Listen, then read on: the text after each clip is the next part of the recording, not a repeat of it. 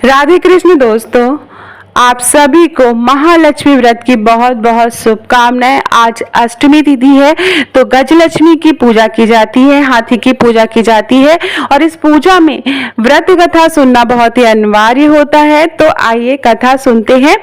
माँ को कई रूपों में पूजा जाता है। महालक्ष्मी व्रत में माता लक्ष्मी की उपासना की जाती है।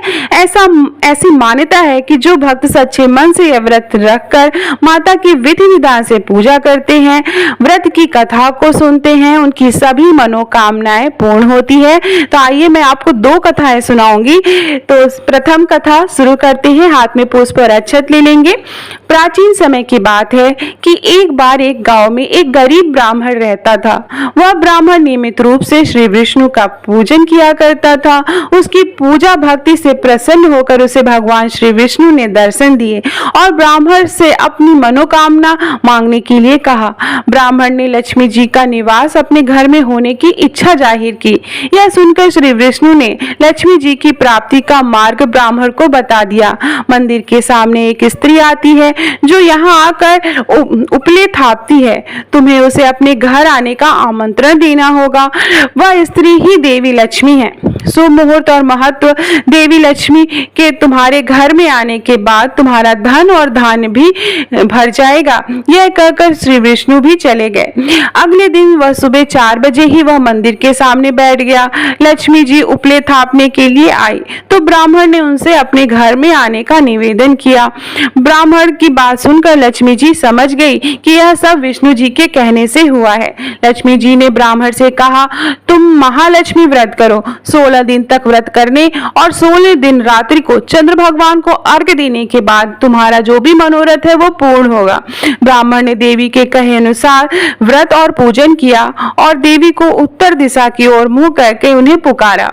लक्ष्मी जी ने अपना वचन पूरा किया और उस दिन से यह व्रत इस व्रत को सभी महिलाएं करती हैं और उपरोक्त विधि से संपूर्ण मन से, सच्चे मन से यह व्रत करते हैं और उनकी जो भी मनोकामना है पूर्ण होती है।